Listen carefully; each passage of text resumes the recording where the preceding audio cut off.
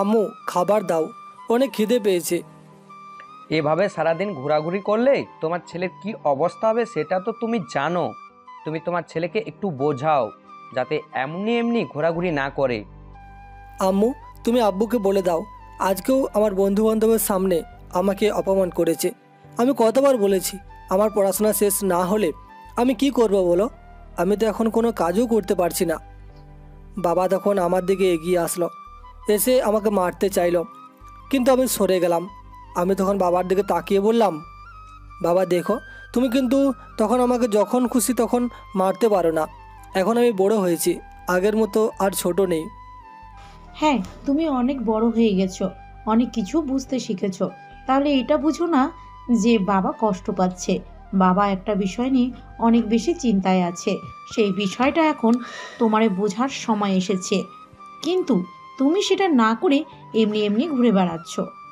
আমি তখন বাবার দিকে তাকিয়ে বললাম, কি হয়েছে আম্মু? আজকেও কি এসেছিল ওই লোকটা? আবার যদি আসে তাহলে আমাকে ডাক দেবে, আমি ওকে শেষ করে দেব। এসব আর ভালো লাগছে না। আমাদেরকে দুর্বল পেয়ে যা ইচ্ছা তা করার চেষ্টা করছে। হ্যাঁ, তোমাকে জানাবো। আর তুমি নতুন করে আর একটা ঝামেলা তৈরি করো।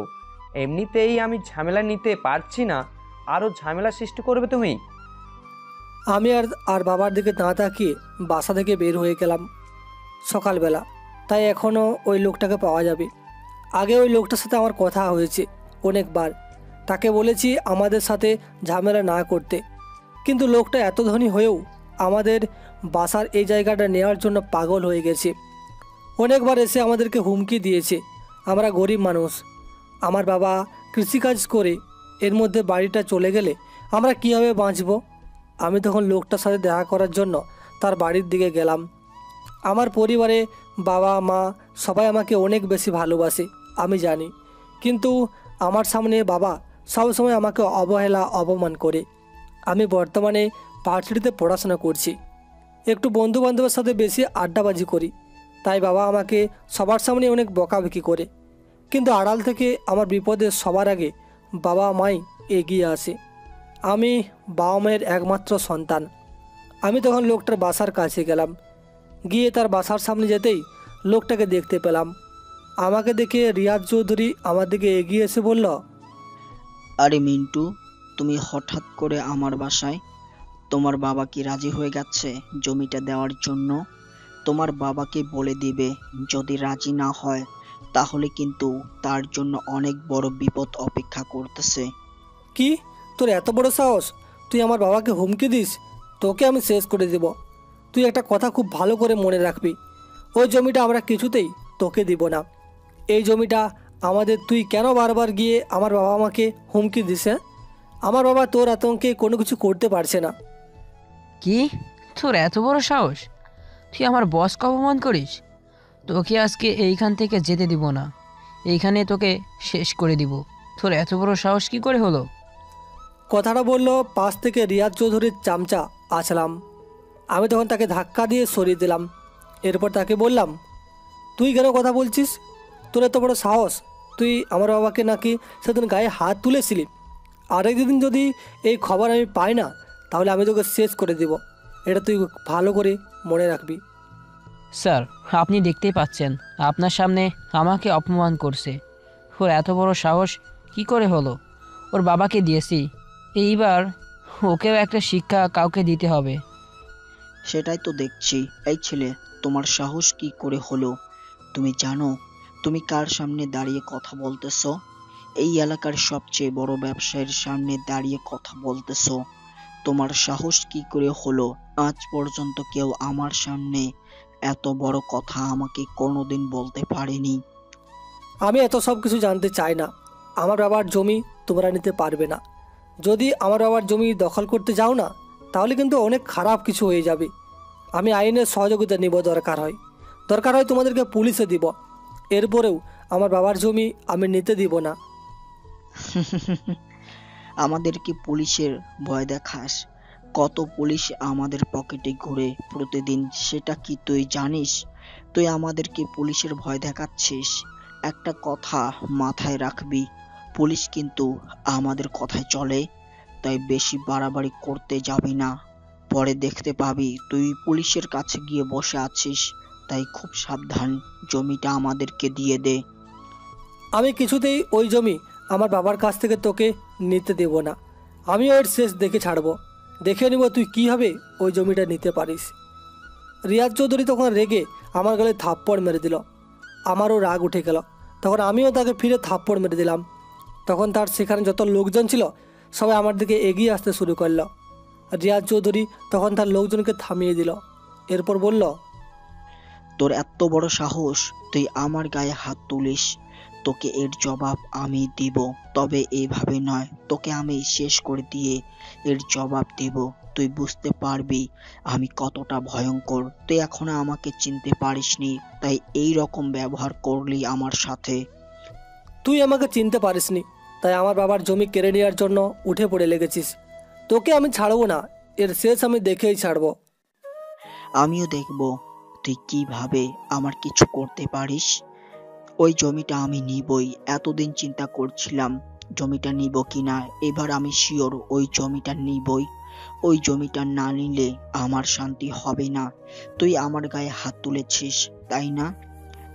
যা, আমিও দেখে নিব ওই জমি তুই কীভাবে আমার বাবার কাছ থেকে নিতে পারিস। যতদিন আমি বাঁচে আছি ততদিন পর্যন্ত তোর বাপেরও সাধ্য নেই আমার বাবার কাছ থেকে ওই জমিটা নিবে। ওই জমিটা আমি আমার বাবার কাছ থেকে কাউকে দখল করতে দিব না, সেটা তুই হলে তো আরও না। বলেই আমি সেখান থেকে চলে আসলাম। তার লোকজন আমাকে মারতে চাইলো, কিন্তু লোকটা থামিয়ে দিল। কেন মারতে দিল না সেটা আমি জানি না, হয়তো কোনো প্ল্যান করছে, কিন্তু আমি আমার বাবার জমি দখল করতে দিব না। আমি তখন বাসার দিকে যেতে শুরু করলাম। পথে আমার এক বন্ধুর সাথে দেখা, সে আমাকে ডেকে নিয়ে গিয়ে বলল, দেখ ভাই, ঝামেলা করার কোনো দরকার নেই। রিয়াজ চৌধুরীকে তো তুই চিনিস কতটা ভয়ঙ্কর। তাই আমার মনে হয় তুই আঙ্কেলকে বলে দে এই জমিটা তাদেরকে দিয়ে দিতে। ওই জমিটা তাদেরকে দিয়ে অন্য কোথাও তোরা বাড়ি বানিয়ে নিতে পারবি। ইমরান, ওইটা আমার বাবার শেষ সম্বল।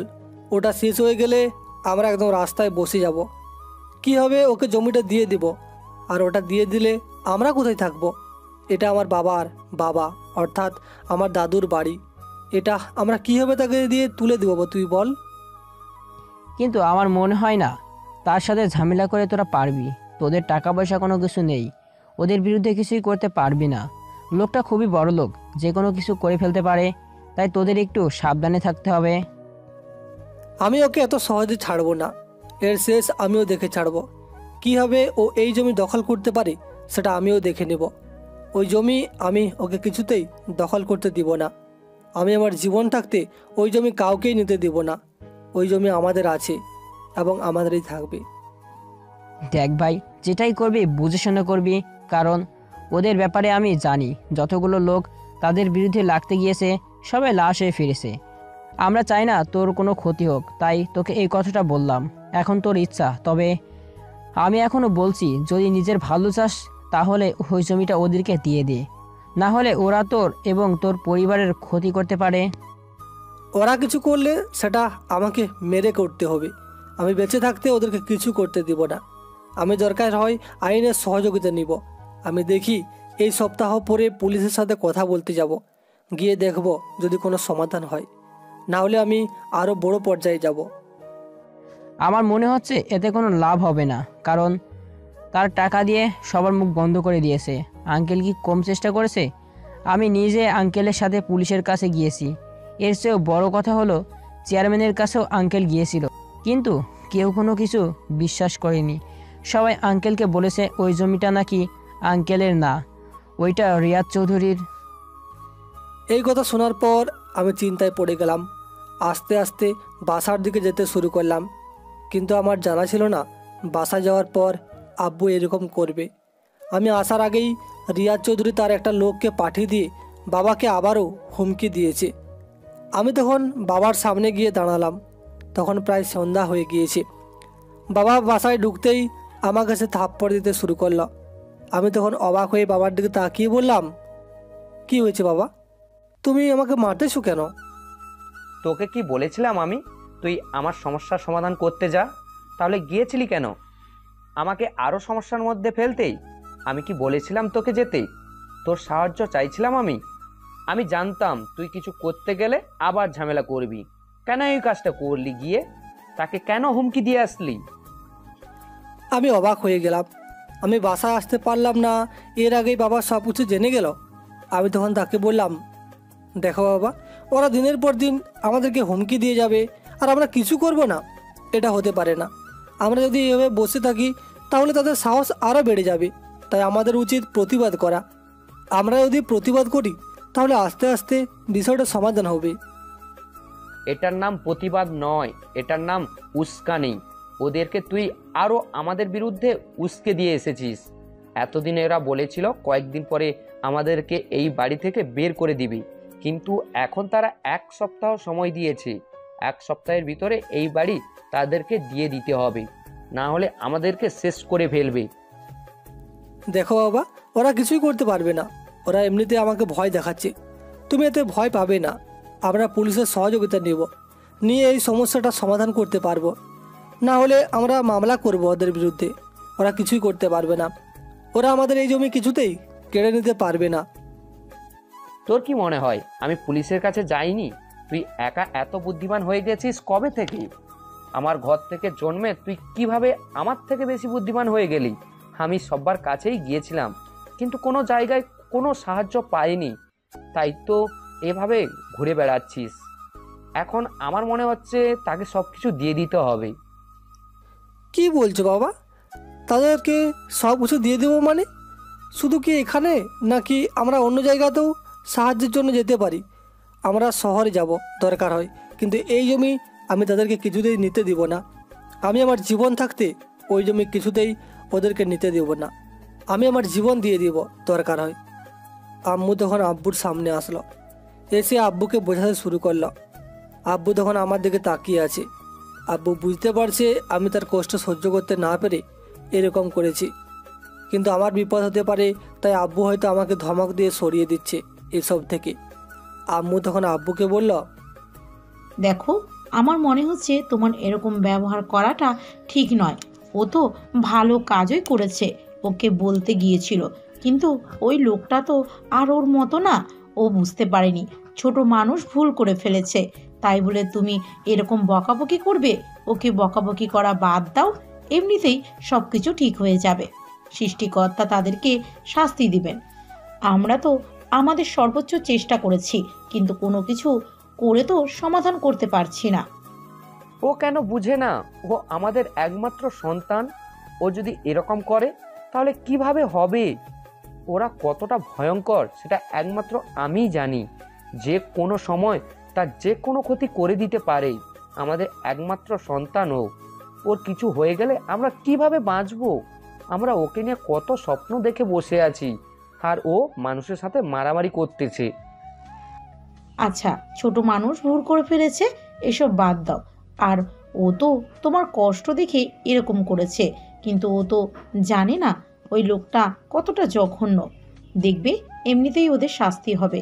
আজ হোক কাল হোক এই অন্যায় ওরা বেশি দিন করতে পারবে না। কি করব বলো? আমার মাথা নষ্ট হয়ে গেছে। আমি কোনো কিছু করতে পারছি না। আমি চারদিকে ঘোরাঘুরি করতেছি, কিন্তু কোনোভাবেই সমাধান করতে পারছি না। ওই জমিটা নিয়ে নেওয়ার জন্য ওরা যে কোনো কিছু করতে পারে। মনে হয় এবার আমাদের এই বাড়িটা ছাড়া করবে। আমি তখন আব্বুর সামনে চলে গেলাম। আব্বুকে এতটা অসহায় আমি কোনোদিন দেখিনি। আমি তখন তাকে বললাম, তুমি কোনো চিন্তা করো না, আমরা একসাথে আগামী সপ্তাহে যাব শহরে, গিয়ে ওদের বিরুদ্ধে মামলা করব। দেখবে এমনিতেই ওরা এসব থেকে দূরে সরে যাবে। আমরা প্রতিবাদ করছি না বলেই তারা এভাবে আমাদের উপর যা ইচ্ছা তা করে বেড়াচ্ছে। আচ্ছা, সে না হয় পরে দেখা যাবে। আমি তখন রুমে চলে আসলাম। এভাবে দেখতে দেখতে রাতটা কেটে গেল। রাতে আমি চিন্তায় পড়ে গেলাম কি করব। সত্যিই তো বাবা অনেক চেষ্টা করেছে, কিন্তু কোনোভাবে সমাধান করতে পারছে না। এসব চিন্তা করে আর রাতে ঘুমাতে পারলাম না। সকালে খুব ভোরে ঘুম থেকে উঠলাম। পরিবারের সবাই আমাকে দেখে অবাক হয়ে গেল। বাবা তখন আম্মুকে বলল, সূর্য কোন দিকে উঠেছে একটু দেখে আসো তো। মিন্টু এত ভোরে ঘুম থেকে? আচ্ছা ঠিক আছে, এসব বাদ দিয়ে চলো খেতে আসো সবাই। আমরা তখন খাবার টেবিলে বসেছিলাম। হঠাৎ করে বাইরে পুলিশের গাড়ির আওয়াজ পেলাম। একজন অফিসার তাড়াহুড়ো করে ঘরে ঢুকে জিজ্ঞাসা করলো, এখানে মিন্টুকে। আমি তখন কিছুটা অবাক হয়ে হাতটা ধুয়ে কাছে গেলাম, গিয়ে জিজ্ঞাসা করলাম, হ্যাঁ স্যার, আমি মিন্টু, কী দরকার বলেন? Your under arrest. হোয়াট? কী বলতে চাইছেন? আমাকে কেন গ্রেপ্তার করবেন? আমার কী অপরাধ? বাবা মা তো তক্ষণে দৌড়ে চলে আসছে। এগিয়ে এসে অফিসারের কাছে বললেন, আমার ছেলের অপরাধ কি? ওকে কেন ধরে নিয়ে আসছেন? দেখুন, আপনার ছেলে মিস্টার রিয়াজ চৌধুরী কর্মচারী আসলাম চৌধুরীকে খুন করেছে। এমনকি অনেক হুমকি দিয়েছে, যেটা আমরা রিয়াজ চৌধুরীর ফোন থেকে পেয়েছি। তাই সন্দেহ হিসাবে প্রথমে আপনার ছেলের নামে আসে। তাই আপনার ছেলেকে গ্রেপ্তার করে নিয়ে যাচ্ছি। আরে আমি কেন ওনাকে খুন করতে যাব? আমি তো আমার বাসায় বসেছিলাম। সেটা আপনি থানায় গেলে বুঝতে পারবেন।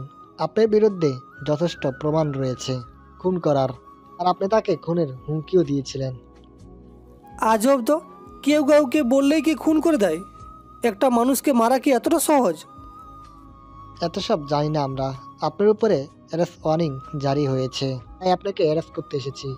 এর বাইরে এত জবাব দেওয়ার ক্ষমতা আমাদের নেই। বাবা তখন অফিসারের কাছে গিয়ে কাঁদতে কাঁদতে বলল, অফিসার, বিশ্বাস করেন, আমার মিন্টু এই কাজ করেনি। ও বাসায় বসেছিল। ও কেন খুন করবে? আপনাদের কোথাও ভুল হচ্ছে। আমার ছেলেটাকে ধরে নিয়ে যাবেন না? দেখুন, আপনার ছেলের বিরুদ্ধে যথেষ্ট প্রমাণ, এমনকি মার্ডার, সব প্রমাণ তার দিকে যাচ্ছে। তাই তাকে সবার আগে সন্দেহ করতে হয়। আর আপনার ছেলে যদি নির্দোষ হয় তাহলে সে অবশ্যই মুক্তি পাবে। আমি আপনাকে কিভাবে বুঝাবো আমার ছেলে খুন করেনি? তাহলে ওকে কেন বিরক্ত করবেন? আমার ছেলেকে আপনারা কোথাও নিয়ে যেতে পারবেন না। মা তুমি কোনো চিন্তা করো না, আমি একটু পরে ফিরে আসবো, তোমরা কোনো চিন্তা করো না। না বাবা, তোকে আমরা এই অফিসারদের সাথে জেলে যেতে দেব না। ওরা তোকে নিয়ে জেলের ভিতর বন্দি করে রাখবে, আর ছাড়বে না। আরে মা, বললেই কি জেলে বন্দি করে রাখতে হয় নাকি? এখনও কোর্টের অনেক ঝামেলা আছে। শুধু আমাকে সন্দেহের দিক দিয়ে অ্যারেস্ট করেছেন, এর বাইরে কিছুই না। না না না, এটা কিছুতেই হতে পারে না। তুই আমার সাথে বসেছিলি, তাহলে তুই কিভাবে ওই লোকটাকে খুন করলি? এখন তোকে নিলে আর ছাড়বে না মিন্টু। মা তোমাকে কোনো চিন্তা করতে না করছি না আমি, কোনো চিন্তা করো না, আমি একটু পরে ফিরে আসব। পুলিশেরা অ্যারেস্ট করে আমাকে নিয়ে চলে আসলেন থানার দিকে। আর বারবার ফিরে তাকাচ্ছিলাম বাড়িটার দিকে। বাবা মা দরজার বাইরে দাঁড়িয়ে কান্না করছে। আমার ভীষণ কষ্ট হচ্ছিল, কিন্তু সেটা বাবা মার সামনে প্রকাশ করলে হয়তো তারা অনেক বেশি কষ্ট পেত, তাই তাদের সামনে আর প্রকাশ করিনি। কিন্তু আমার ভিতরটা ফেটে যাচ্ছিল বেদনায়। থানায় আসার পর সেই অফিসার আমাকে বললেন, এখন আপনাকে জেলে বন্দি করা হবে। যতক্ষণ পর্যন্ত আপনার বিরুদ্ধে সব কিছু প্রমাণ হবে না, ততক্ষণ পর্যন্ত আপনাকে তারা কারাবন্দীদের সাথে রাখা হবে। আর যদি আপনি নির্দোষ হন তাহলে অবশ্যই আপনি মুক্তি পাবেন। ওসি সাহেব অনেক ভালো লোক ছিলেন, তাই হয়তো এইভাবে বুঝিয়ে বলছেন। কিন্তু আমি তাকে কীভাবে বোঝাই যে আমি কিছুই করিনি? আর তাদেরও দোষ দিয়ে লাভ নেই। তারা শুধুমাত্র সন্দেহের বসে আমাকে গ্রেপ্তার করেছে। যেহেতু তাদের সন্দেহের তালিকায় প্রথম লোকটি আমি, আর সন্দেহ করাটাও স্বাভাবিক, কারণ আমি অনেকবারই আসলাম সাহেবকে মারার হুমকি দিয়েছি। হয়তো আমারও শত রক্ষা দেয়, সেটা রেকর্ড করে নিয়েছে রিয়াজ চৌধুরী। ওদিকে বাবা মা নিজের রুমে বসে কান্না করছিলেন। তারা তো প্রায় বেহুশ হয়ে যাবে এরকম অবস্থা। তখন গিয়ে রিয়াজ চৌধুরী তাদের কাছে আসলো। কি ব্যাপার আরিফ সাহেব, এইভাবে কান্না করার কি আছে? এখনো তো আপনাদের অনেক কান্না করতে হবে। তার মানে তুই সব কিছু করেছিস? কেন করেছিস বল? আমার ছেলেটাকে কেন এভাবে ফাঁসিয়ে জেলে ঢুকিয়েছিস? আরে আরে শান্ত হন, এত উত্তেজিত হলে কিভাবে নিজের ছেলেকে বাঁচাবেন? তুই কি বলতে চাচ্ছিস? আমি যেটা বলছি সেটা খুব স্বাভাবিক। এখন তোমার ছেলের সবকিছু আমার হাতে। আমি যদি চাই তোমার ছেলে মুক্তি পাবে তাহলে পাবে, আর না চাই তাহলে মুক্তি পাবে না। তাই আমাকে জমিটা লিখে দাও, আমি গিয়ে তোমার ছেলেকে এখনই ছাড়িয়ে আনবো। আর যদি না দাও তাহলে রেকর্ডটা শুনিয়ে তোমার ছেলেকে ফাঁসির কাঠগড়ায় তুলবো। তখন কি ভালো লাগবে? এই তুমি এক কাজ করো, ওকে দিয়ে দাও এই জায়গাটা। জায়গা গেলে অনেক জায়গা আসবে, কিন্তু আমার ছেলেটা চলে গেলে আর কোনোদিনও সে ফিরে আসবে না। এই তো আপনার বুদ্ধি খুলছে। কিছু বুদ্ধি নিজের স্বামীকে দেন। কিন্তু আমি জমি দিয়ে দিলে যে তুমি আমার ছেলেকে ছাড়িয়ে আনবে, তার গ্যারেন্টি কি? সেটা আমি কিভাবে প্রমাণ করব? কিন্তু আমি কথা দিচ্ছি, তোমার ছেলেকে আমি ছাড়িয়ে আনবো। কিন্তু আমার তোমাকে বিশ্বাস হয় না। এখন আমাকে বিশ্বাস না করেও আপনার কোনো উপায় নেই, যেহেতু আপনার ছেলে জেলে বন্দি, তাই আমাকে বিশ্বাস করতে হবে। যদি বিশ্বাস করেন তাহলে আপনার ছেলের মুক্তি পাবে, আর না করলে তো সারা জীবন জেলে পচে মরবে। দেখো, আমি কিন্তু তোমার কথা মতো আমার জায়গাটা তোমার নামে লিখে দিয়েছি। তুমি কিন্তু আমার ছেলেটাকে ছাড়িয়ে আনবে। আচ্ছা ঠিক আছে, আপনি তাড়াতাড়ি এই কাগজে একটা সই করে দিন। কাগজে স্বাক্ষর করা মাত্রই রিয়াদ তার হাতে থাকা বন্দুক দিয়ে গুলি করল বাবা মাকে। সঙ্গে সঙ্গে দুজন মাটিতে পড়ে গেলেন। তাদের রক্তের বন্যায় মেঝেটা লাল হয়ে গেল। সঙ্গে সঙ্গে রিয়াদ হাসতে হাসতে বলল, হ্যাঁ, আমার সাথে লাগতে এসেছিস। তোদের মতো কত ছোট লোকদের আমি আমার পায়ের নিচে রাখি। যদি জানতি তাহলে আমার সাথে কখনোই আসতিস না। তোকে মারলাম, আসলাম, কে মারলাম? তোর বউকে মারলাম, এখন তোর ছেলেকেও ফাঁসির কাঠগড়ায় দাঁড় করাবো। এদিকে আমি জেলের ভিতর বসে আছি। বারবার শুধু মনে কেমন একটা অনুভূতি হচ্ছিল। একটু পরে ওসি সাহেব আসলেন। এসে আমাকে বললেন, মিন্টু, তোমার জন্য একটা খারাপ খবর আছে। আমার জন্য আবার কি খারাপ খবর? তোমার আব্বু আমাকে কেউ খুন করেছে। কথাটা শোনার পর আমি যেন নিজের কানকে বিশ্বাস করতে পারছিলাম না। চিৎকার করে কান্না করে উঠলাম। তাহলে আমার আর কেউ রইল না? আমি নিঃস্ব হয়ে গেলাম। আমি কান্না করে প্রায় বেহুশ হয়ে গেছি। কি করব? কি হচ্ছে আমার সাথে? কিছুই বুঝতে পারছিলাম না। এভাবে আমার সব কিছু শেষ হয়ে যাবে, এটা আমি কোনোদিনও কল্পনাও করিনি। মিন্টু, তুমি নিজেকে নিয়ন্ত্রণ করো। আমরা অবশ্যই তোমার বাবা মার খুনিকে ধরে আনবো। আমি তখন হাজারো কষ্টের মধ্যে চিৎকার করে হেসে উঠলাম। এই হাসি দুঃখের নাকি আনন্দের সেটা অজানা। হাসতে হাসতে বললাম, আপনারা ধরবেন, তাও আবার খুনিদের? এটা কল্পনা করবেন না। কোনোদিন আপনারা তো ধরতে পারবেন না। আপনারা ধরতে পারবেন আমার মতো লোকদেরকে, যারা ফেঁসে যায় বড় বড় অপরাধীদের জালে। তার মানে তুমি কি বলতে চাইছো? আমি যেটা বলছি সেটা আপনি খুব ভালো করে বুঝতে পারছেন। আমি না আসলাম সাহেবকে খুন করেছি, না এসব কিছু করেছি। যে লোকটা খুন করে আমাকে ফাঁসিয়েছে সেই আমার বাবা মাকেও খুন করেছে। কিন্তু তার বিরুদ্ধে তোমার তো কোনো প্রমাণ নেই। প্রমাণ ছাড়া কোনো অপরাধীকে শাস্তি দেওয়া যায় না। আমাদের বেলায় তো আপনারা প্রমাণ নেন না, আমাদের বেলায় তো সন্দেহে যথেষ্ট। কিন্তু বড় বড় অপরাধীদের ক্ষেত্রে আপনাদের প্রমাণ লাগে। ভালো ভালো, এইভাবেই করে যান। একদিন নিজে যখন ভিকটিম হবেন না, তখন বুঝতে পারবেন এই সময়ের মূল্য। মিন্টু, তুমি আমাদের ভুল বুঝো না। আমরাও উপরের মহলের থেকে একটা কন্ট্রোলে থাকি। আমরা চাইলে যে কোনো কিছু করতে পারি না, যে কোনো কাউকে গ্রেপ্তার করতে পারি না। যখনই অর্ডার আসে এখনই যাই। নিজেকে শান্ত করো। আমাকে আর এই পৃথিবীর কোনো শক্তি কোনোদিনও শান্ত করতে পারবে না। এখন আমি হয়ে যাব অশান্ত, উদ্ভ্রান্ত। আমি হয়ে যাব একটা সাইকো। তখন দেখবেন কীভাবে একে একে অন্যায়কারীরা আমার কাছে এসে মাথা নোয়ায়। ওসি সাহেব চলে গেলেন। আমি আর কান্না করতে লাগলাম। পরের দিন সকালে আমাকে গার্ড দিয়ে নিয়ে যাওয়া হলো আমার বাবা মায়ের জানায়। শেষবারের মতো আমাকে তাদের মুখ দেখার সুযোগ দেওয়া হলো। আমি দুজনের মুখের দিকে তাকিয়ে অবাক হয়ে গেলাম। জানি না কেন জানি আমার কান্না আসছিল না।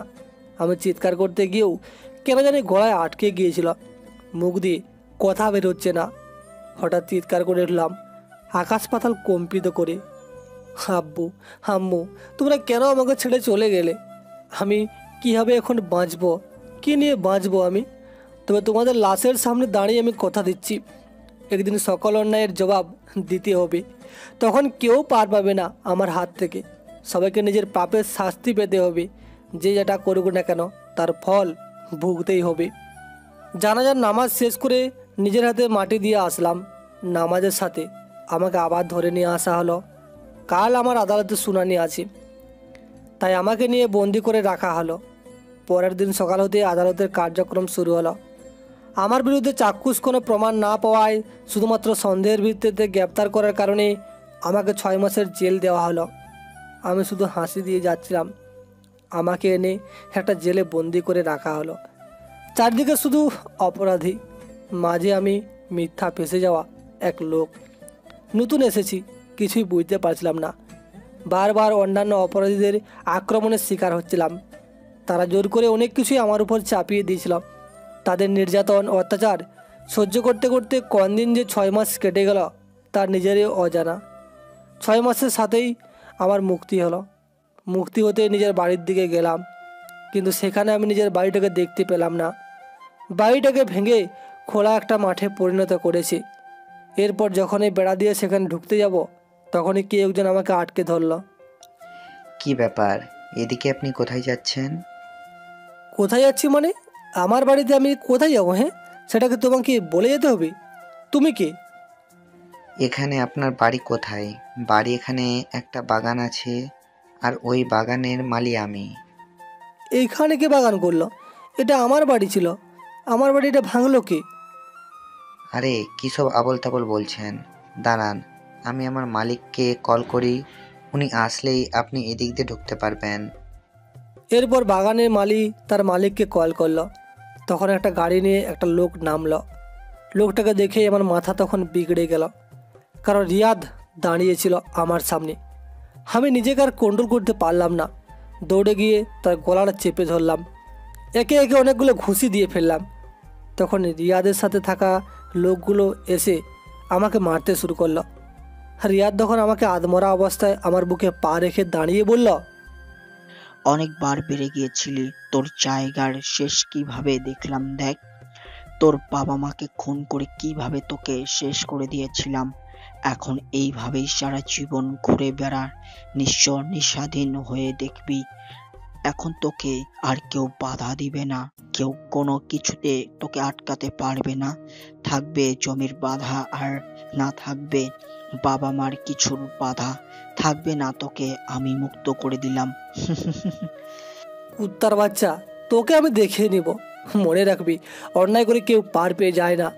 যে অন্যায় করে তাকেও মরতে হয়। তুই আমার হাতেই মরবি। এই অবস্থা দেখছি তোর তেজ কমছে না, আরো কয়েকটা দিব নাকি তোকে? আমি তোকে এইভাবে ডিরেক্ট মারবো না, তুই কষ্ট পেতে পেতে জ্বালা সইতে সইতে নিজে নিজে মরে যাবি। এরপর নিজের গাড়িতে উঠে রিয়াজ চৌধুরী চলে গেল, আর আমি সেখানে শুয়ে রইলাম। সারা রাত সেখানেই পড়ে রইলাম। হাত পা নাড়ানোর মতো শক্তি ছিল না। এতটা কষ্ট হচ্ছিল যেন জীবনটা এখনই বেরিয়ে যাবে। শীতের সময়, তাই ব্যথাটা অসহনীয় হয়ে উঠেছিল। রাতে শুয়ে শুয়ে আকাশের দিকে তাকিয়ে মনে মনে চিন্তা করছিলাম, আমরা কি এভাবেই সারা জীবন নির্যাতিত হয়ে যাব? আমাদের কি কোনো শান্তি নেই? না, আমাদেরকে সঠিক পথে চললে আর হবে না। এখন আমাদেরকে ওদের বিরোধী হতে হলে ওদের মতো হতে হবে। কাঁটা দিয়ে কাঁটা তুলতে হবে আমাকে। আমাকে এখন আর ভদ্র সভ্য সমাজের সভ্য মানুষের মতো বেঁচে থাকলে হবে না। আমাকে হতে হবে ভয়ঙ্কর, এক টুকরো আগুনের মতো, যে আগুন ধ্বংস করে দেবে সব কিছু। সকাল হতেই আস্তে আস্তে উঠে চেয়ারম্যান সাহেবের কাছে গেলাম। তিনি আমাকে দেখে প্রচণ্ড রেগে গেলেন। রেগে গিয়ে বললেন, এই খুনি, তুই এখানে কেন এসেছিস? আমার বন্ধুকে খুন করে এখন আবার আমার কাছে এসেছিস? এখনই আমার এই গ্রাম থেকে বেরিয়ে যা, না হলে পুরো গ্রামবাসীকে দিয়ে তোকে পিটিয়ে বের করে দেব। চেয়ারম্যান সাহেব, আপনার ভুল হচ্ছে। আমি আপনার বন্ধুকে খুন করিনি। আপনার বন্ধুকে খুন করেছে রিয়াজ চৌধুরী। চেয়ারম্যান সাহেব আমার উপর রেগে আমার কাছে এসে আমাকে থাপ্পড় দিয়ে বললেন, তোর সাহস কি করে হয় সমাজের এত উচ্চ মর্যাদাবান একজন ব্যবসায়ীকে নিয়ে এরকম বাজে একটা কথা বলার? আর ও কেন আসলামকে খুন করবে? আসলামকে খুন করেছিস তুই। এখনই এই গ্রাম থেকে তুই বেরিয়ে যাবি, না হলে কিন্তু এই গ্রামের সব লোক মিলিয়ে তোকে পিটিয়ে গ্রাম ছাড়া করব। ঠিক আছে, আমি চলে যাচ্ছি চেয়ারম্যান সাহেব। তবে মনে রাখবেন, আজকে যেটা করলেন সেটা খুবই খুবই ভুল করলেন। একদিন আমি ফিরে আসবো, সেদিন সব কিছু শেষ করে দিব। আজ যেমন মিথ্যা অপবাদ নিয়ে বেরিয়ে যাচ্ছি না, সেরকম একদিন সব কিছু এসে ধ্বংস করে দিয়ে যাব। বলেই কান্না করতে করতে বেরিয়ে আসলাম গ্রাম থেকে শহরের উদ্দেশ্যে। হাঁটছি, হাত পা ফুলে গেছে কালকে মারের জন্য। কেউই বিশ্বাস করলো না, সবাই আমাকে অবিশ্বাস করলো। আমাকে মিথ্যা অপবাদে গ্রাম ছাড়া হতে হবে। গ্রামের বাইরে এসে চিন্তা করলাম, এখন আমাকে আর শান্তশিষ্ট কোনো মানুষ হলে হবে না, আমাকে হতে হবে ভয়ঙ্কর। ওরা যদি হয় ভাইরাস, তাহলে আমাকে হতে হবে অ্যান্টিভাইরাস, যাতে ওদেরকে দহন করতে পারি। তাই তাড়াতাড়ি করে খুঁজতে লাগলাম কোথায় কি হচ্ছে। একা একাই শুরু করলাম নিজের পথযাত্রা। ছোটোবেলা থেকেই আমার কম্পিউটার এবং মোবাইলের বিষয়ে অনেক ধারণা ছিল। অনেক সাইবার ক্যাফেতে গিয়ে এটা ওটা নাড়ানাড়ি করতাম, সেই নিয়ে কিছুটা ধারণা হয়েছিল। আর জেলে থাকাকালীন এক সময়ে হ্যাকারের সাথে দেখা হয়েছিল, তার কাছ থেকে অনেক কিছু শিখেছি। তার নাম ইমন। ইচ্ছা ছিল ইমন যদি বের হয় তাহলে দুজনে মিলে প্রতিশোধ নিব। কিন্তু ইমন একজন ভয়ঙ্কর অপরাধী। একাই একসাথে 3টা ব্যাংকের প্রায় 200 কোটি টাকা হ্যাক করে নিয়েছিল। তাই তাকে ছাড়ানো অনেক কঠিন ছিল, কিন্তু তার কাছ থেকে অনেক কিছু শিখে নিয়েছিলাম। রাস্তা দিয়ে হাঁটতে হাঁটতে কিছু মাদক ব্যবসায়ীদের সাথে কথা হলো। তাদের সাথে কথা বলতে বলতে হাঁটছিলাম। আমার মনে ছিল অন্য এক প্ল্যান। যখনই একা একা রাস্তায় গিয়েছি, তাদের 3জন ছিল। 3জনকে বেধাড়ক মারতে শুরু করলাম। 3জনে মাদকদ্রব্য বিক্রি করে ফিরছিল, তাই পকেটে অনেক টাকা ছিল। 3জনকে মেরে টাকাগুলো নিয়ে বেরিয়ে পড়লাম। গিয়ে নিজের প্রয়োজনীয় জিনিসপত্র কিনে নিলাম। পরের দিন সকালবেলা উঠে একটা বাসা খুঁজতে লাগলাম। একটা বাসা পেয়েও গেলাম। সেখানে নিজের সব কিছু সেট করে নিলাম। অনার্সে ভর্তি হব এবার, তাই একটা ভার্সিটির দিকে গেলাম। সাদাসিধা বেশে থাকতে হয় আমাকে। ভার্সিটিতে ভর্তি হওয়ার জন্য যে যোগ্যতা প্রয়োজন ছিল তার সবই আমার মধ্যে ছিল। একটা ভার্সিটিতে ভর্তি হতে পারলাম। কিন্তু আমার আসল উদ্দেশ্য ভার্সিটিতে পড়া ছিল না। আসল উদ্দেশ্য ছিল অন্য কিছু, যেটা একটু পরে জানতে পারবেন। একে একে এভাবে নিজের রাজ্য গড়ে তুলতে লাগলাম। সারা দিন রাত পড়ে থাকতাম কম্পিউটার পিছনে। যে করে হোক আমাকে হতে হবে ভয়ঙ্কর কোনো এক অপরাধী, যার ভয়ে কাঁপতে শুরু করবে পুরো অপরাধ জগৎ। আর ভালো হয়ে চললে পৃথিবীতে দাম পাওয়া যাবে না। এখন আমাকে খারাপ হতে হবে। আমার যোগ্যতা ভালোই ছিল, যে কোনো জিনিস একবার দেখলেই সেটা মাথায় গেঁথে যেত। তাই যে কোনো ব্যাংক অথবা বড় প্রতিষ্ঠান একবার ঘুরে আসলেই তারপর সেটার হুবহু ম্যাপ বানাতে পারতাম। এই সুবাদে কিছু ম্যাপ একে উইক পয়েন্ট সিলেক্ট করে সেখানে একাই ডাকাতি করলাম, যার ফলে আমার কাছে প্রায় 2 থেকে 300 কোটি টাকার মতো হয়ে গেল। কিন্তু এই টাকা রাখার মতো জায়গা আমার কাছে ছিল না। ব্যাংকে রাখবো, সেখানে রাখলেও সমস্যায় পড়ে যাব। তাই নিজের ঘরে একটা আন্ডারগ্রাউন্ড করলাম, সেখানে রেখে দিলাম আমার সব টাকা। যে করে হোক আমাকে ইমনকে ছাড়িয়ে আনতে হবে, কিন্তু সেটা কীভাবে সম্ভব জানা ছিল না। জেলটা আমার খুব ভালোই মনে আছে, তাই জেলের নিচে দিয়ে একটা ম্যাপ করে নিলাম। সেখান দিয়ে কিছু লোক লাগিয়ে একটা সুড়ঙ্গ পথ তৈরি করলাম এবং সেখান দিয়ে ইমনকে নিয়ে আসলাম। ইমন আমাকে দেখে অবাক হয়ে বলল, মিন্টু ভাই, তুমি কিভাবে এই কাজ করলে আর আমাকে ছাড়িয়ে আনলে কেন? মিন্টু নয়, আমার নাম এখন থেকে রাজ, শুধু রাজ। আর তোকে ছাড়িয়ে আনলাম, এর পিছনে একটা কারণ আছে। কি কারণ ভাই? তোকে আমার খুব প্রয়োজন। আমাদেরকে অপরাধী হয়ে এই অপরাধীদের দমন করতে হবে। আমি জানি তুই নিজের কাজের উপর অনুতপ্ত, তাই তোর যোগ্যতাকে আমি ভালো কাজে লাগাতে চাই। হ্যাঁ, আমরা খারাপ কাজ করব, কিন্তু সেটা খারাপ লোকদের সাথে, ভালো লোকদের সাথে নয়। ভাই, তুমি আমার অনেক বড় উপকার করেছো। তুমি যা বলবে আমি তাই করব, কোনো চিন্তা করো না। তুমি শুধু আমাকে আমার প্রয়োজনীয় জিনিসগুলো এনে দিতে হবে। তুই যা চাইবি তাই এনে দেবো।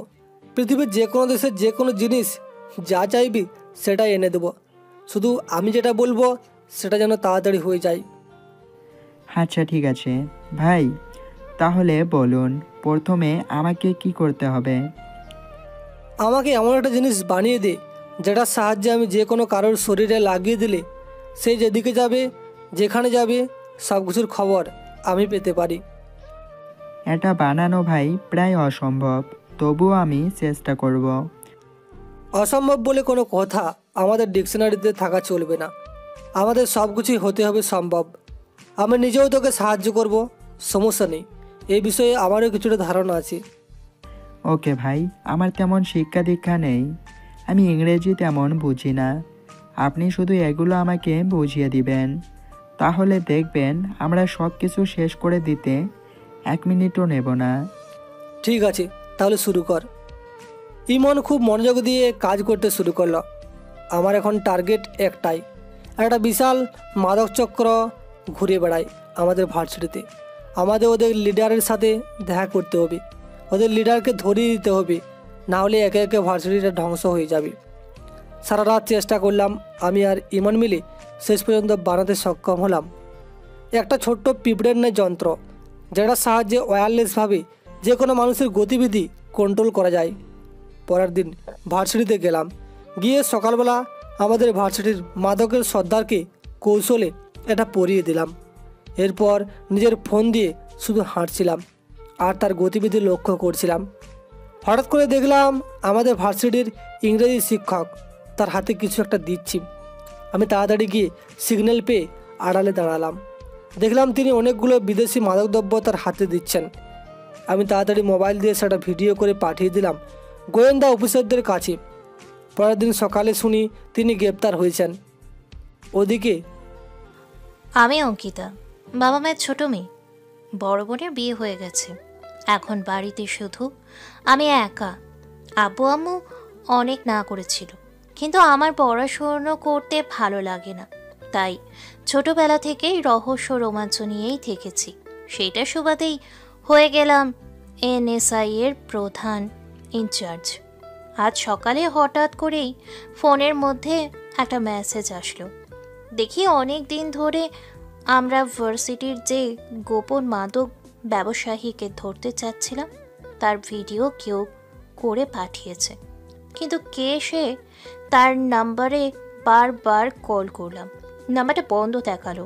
তাই আমি গিয়ে তাড়াতাড়ি করে ভার্সিটির ওই শিক্ষককে ধরে নিলাম। এই কয়েকদিন ধরে অনেকগুলো সমস্যা দেখা দিয়েছে। প্রতিদিন 3-4টা ব্যাংক এবং ব্যবসায়ী প্রতিষ্ঠানে রহস্যজনকভাবে টাকা পয়সা উধাও হয়ে যাচ্ছিল।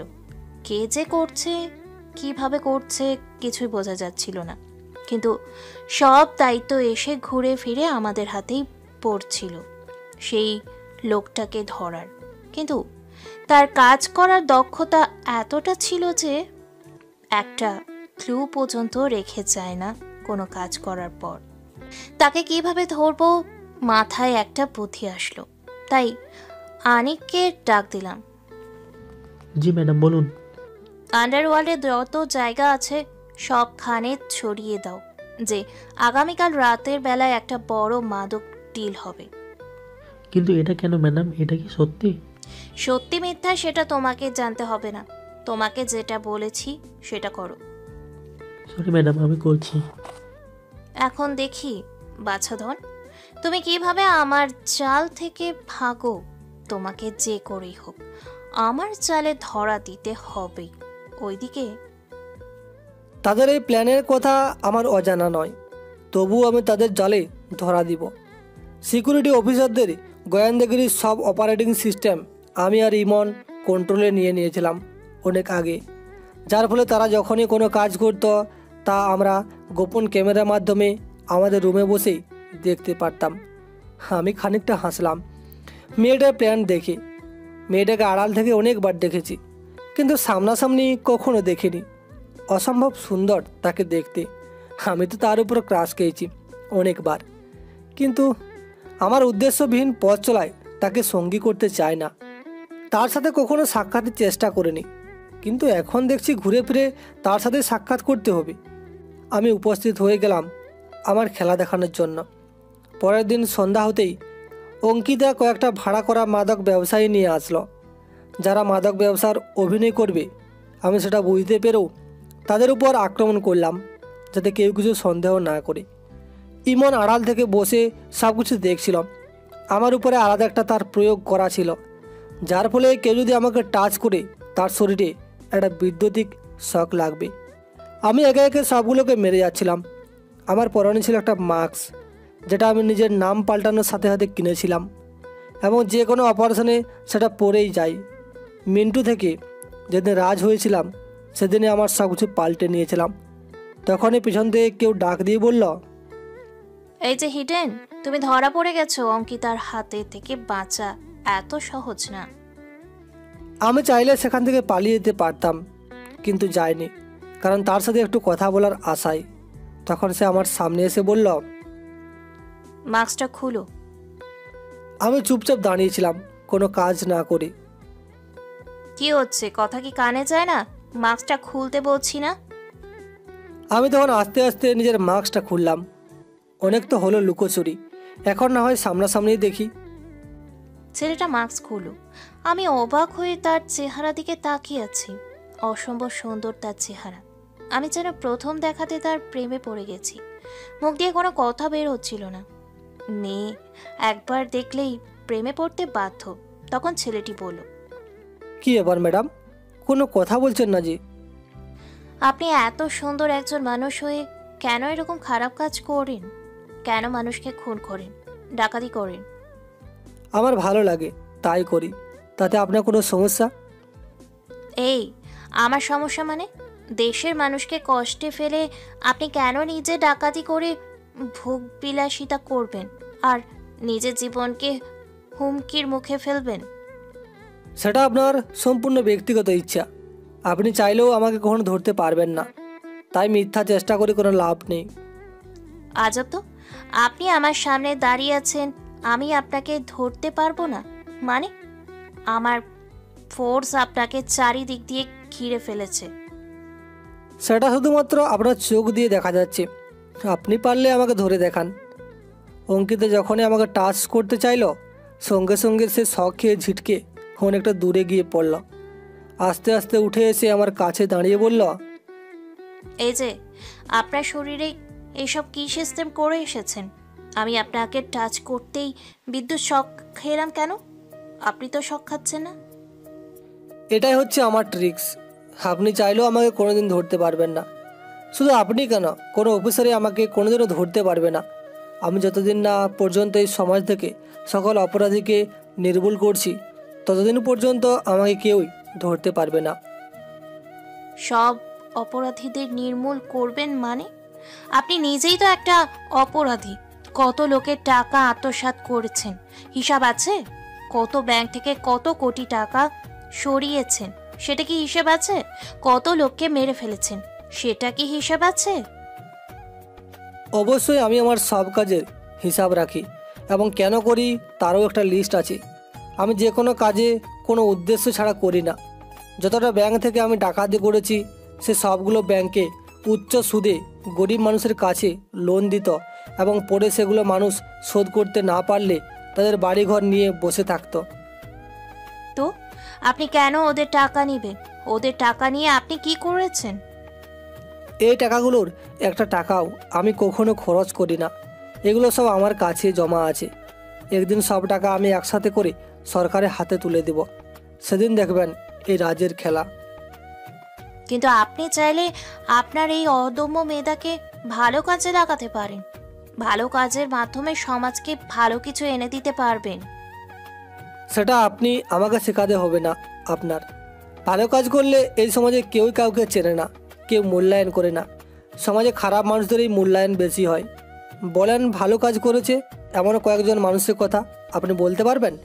কিন্তু আমি চ্যালেঞ্জ করে বলতে পারি, যতজন লোক খারাপ কাজ করেছে তার বেশিরভাগেরই নাম আপনার জানা আছে।